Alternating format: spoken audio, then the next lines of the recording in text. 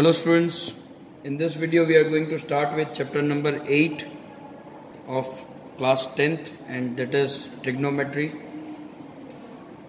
In trigonometry you are going to learn about finding out heights of buildings, roads, mountains.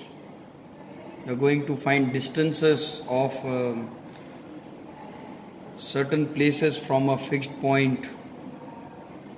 But trigonometry has a limitation, and the biggest limitation of trigonometry is it is only applicable to right angle triangles.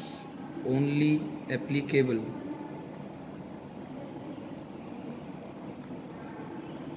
right angled triangle.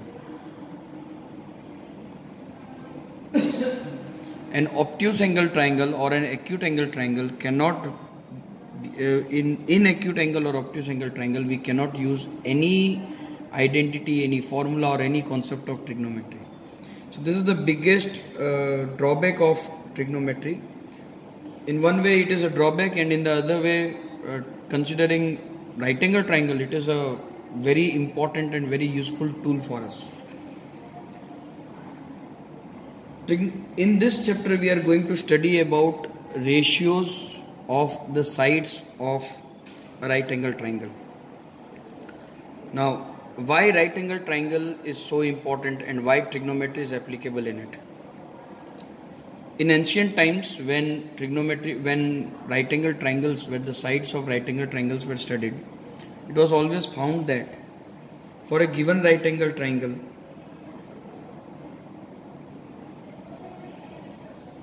with a particular angle theta, the ratios of sides of all these three sides were always constant. Say for example, you have two triangles like this. Now this is a bigger one, this is a smaller one, you can see, but the angles are same. And as you studied in chapter 6, 90, theta, theta. So this two triangle can be considered as similar triangles also. But in similar triangles, we were taking ratios of corresponding sides. Suppose if you are taking AB from here, you will take PQ from here. But in this, we are going to study the ratio of sides of this particular triangle. So like for example, if AB by BC of this triangle we are taking, then from this triangle we will get PQ by QR, because theta angle is same for both of a right angle triangle. But if you have some other angle over here, say alpha, and this is DEF, then this ratio cannot be equal to DE by EF, because the angle changes.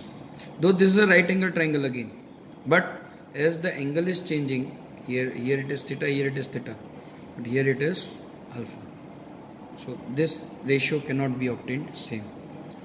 So it was found that for any size, the ratio of given sides were always equal.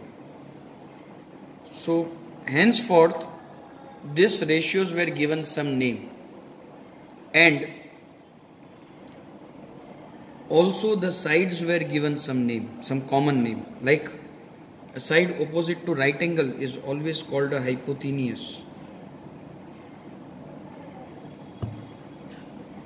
Suppose you are considering this angle to find out the ratio, then the side opposite to the angle that you have taken will be taken as perpendicular or opposite. Opposite or perpendicular.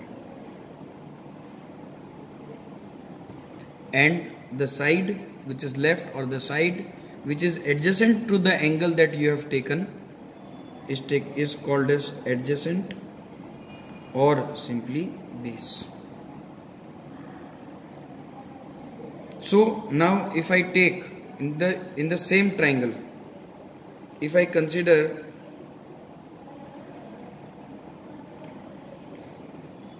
if if I take this angle for writing our sides, then this will be called as perpendicular.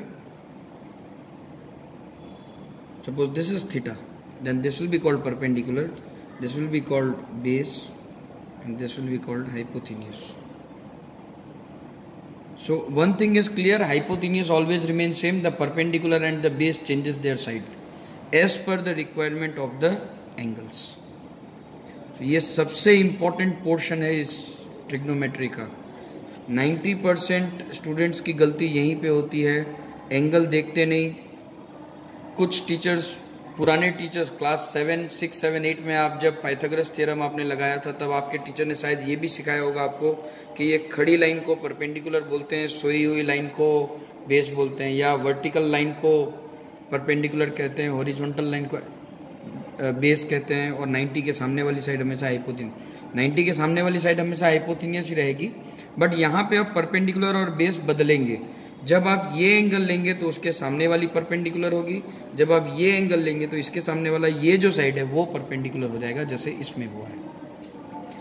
अब हम note down करेंगे कि कौन कौन से side को किस तरह से लिखा जाता है. सपोज मैं इसी ट्रायंगल की बात करता हूँ, ठीक है. तो हमारे पास 3 तरह के रेशियो बन सकते हैं. एक परपेंडिकुलर और हाइपोथेनियस का रेशियो बन सकता है, एक बेस और हाइपोथेनियस का रेशियो बन सकता है, और एक परपेंडिकुलर और बेस का रेशियो बन सकता है. हाँ, इसके इनवर्स भी पॉसिबल है, वो भी हम देख लेंगे. पर अब यहाँ पे हमने परपेंडिकुलर और हाइपोथेनियस का जो रेशियो होगा ट्राइंगल का, उसको हमने नाम दे दिया है साइन. एक्चुअली इसका नाम है SINE, पर इसे शॉर्ट में लिखा जाता है साइन. वैसे ही इसका नाम है कोसाइन, और इसे शॉर्ट में लिखा जाएगा कॉस. वैसे इसका नाम है टेंजेंट, इसे शॉर्ट में लिखा जाता है टेन.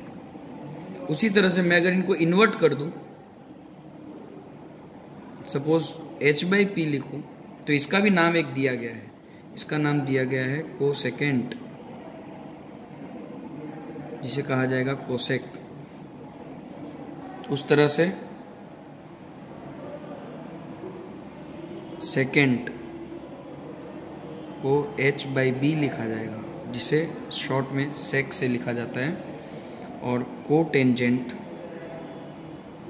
इसे लिखा जाता है B/P, और ये हो जाएगा कॉट.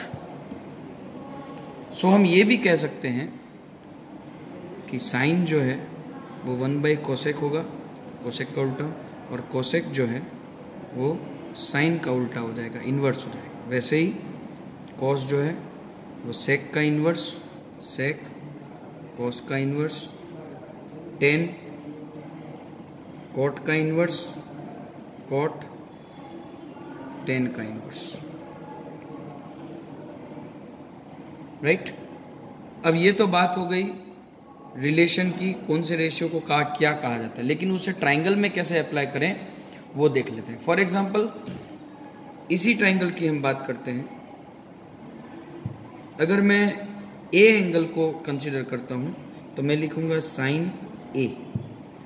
साइन ए, साइन रेशियो, और ए मतलब कौन से रेशियो, लेकिन कॉरेस्पॉन्डिंग एंगल कौन सा. तो ए के रेस्पेक्ट में मुझे साइन लिखना है, तो ए के रेस्पेक्ट में अगर मुझे लिखना है तो वो परपेंडिकुलर हो जाएगा, ये बेस हो जाएगा, और ये हाइपोथेनियस हो जाएगा. 90 के सामने वाला हाइपोथेनियस, जो बचा वो बेस. तो साइन P/H लिखा जाता है, पर ए है इसलिए ये परपेंडिकुलर होगा, तो BC ऊपर आएगा और AC हाइपोथेनियस हो जाएगा. Same way cos A, cos A अगर मुझे लिखना है तो वो B/H होगा. ए के लिए B जो है वो AB है, AB/AC. 10, अब 10A लिखना है मुझे, तो 10 का होता है P/B, और वो P/B परपेंडिकुलर बाई बेस हो जाएगा BC/AB. अब एक जादू स्टार्ट होगा. मान लीजिए मुझे साइन ए नहीं लिखना, मुझे साइन C लिखना है, ठीक है. तो P/H ही आएगा, लेकिन C एंगल के लिए ये परपेंडिकुलर हो जाएगा और ये बेस हो जाएगा. तो अब सी एंगल को ध्यान में रखते हुए परपेंडिकुलर, क्योंकि ये हो गया ए बी, तो ए बी बाई ए सी आएगा। उसी तरह से cos C B by H ही होगा, क्योंकि कॉस है इसलिए बी बाई एच, पर सी है इसलिए बी जो है वो बदल के बी सी हो जाएगा। और ten C A B by B C.